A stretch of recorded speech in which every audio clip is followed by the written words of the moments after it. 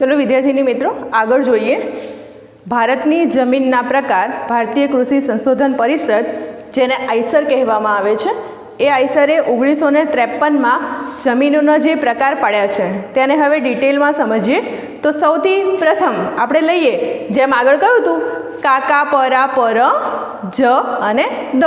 काळी जमीन, कांपनी जमीन, पर्वतीय प्रकारनी, पछी राती जमीन, પડખાઉ જમીન, રેતાળ જમીન, જંગલીય અને દલદલીય આ પ્રકારોની આપણે વિસ્તારથી માહિતી મેળવીએ।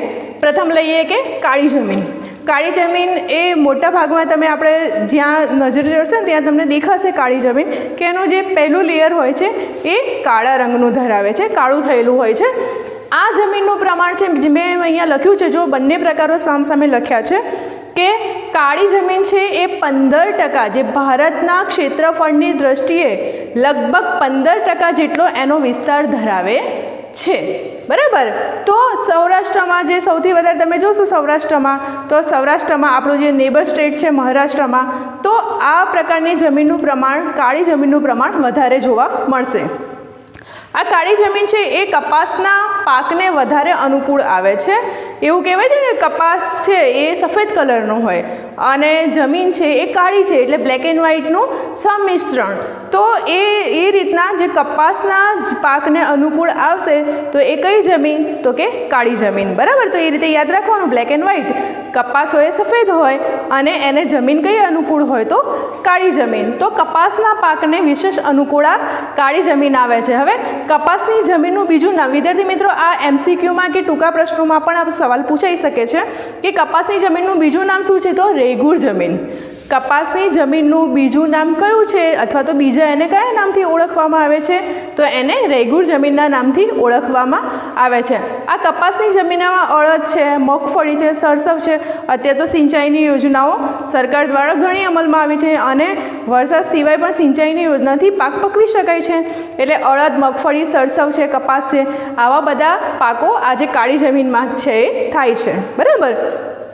भारतना कुल क्षेत्रफळना जे मैं अगाऊ कह્યું एम 15% हिस्सो है ये आ भाग में आ जमीन फैलायेली है ए रोके छे।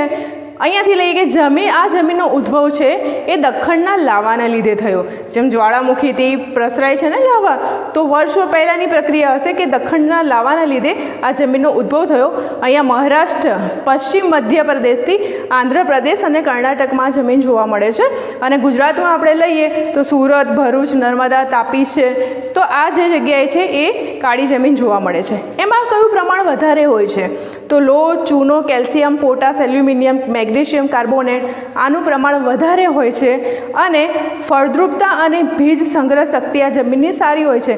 आपणे अहींयानी जोजो जमीन के एक उदाहरण लई लो कि तुलसीनो क्यारो छे, तो तुलसीना क्यारामां तमे ज्यारे थोड़ा समय पाणी नाखशो तो ए जमीन है ये थोड़ा समय भीनी रहेशे।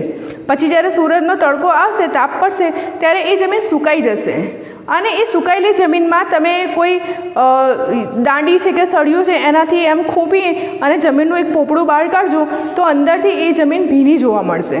એનો મતલબ શું, ભલે ઉપરથી એનું લેયર સુકાઈ ગયું છે પણ અંદરથી એ જમીન તમને ભીની જોવા મળશે। આપણે તુલસી ક્યારામાં એ ખાસ જોવા મળે છે, અહીંયા છોડવામાં જોવા મળે છે। એટલે એ આ કાળી જમીનની ખાસ વિશેષતા છે કે એની ભેજ ધારણ જે સંગ્રહ શક્તિ છે એ સૌથી વધારે છે।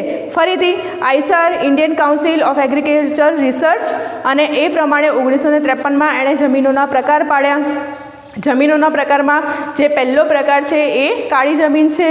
भारतना क्षेत्रफळनो 15% ए विस्तार धरावे छे।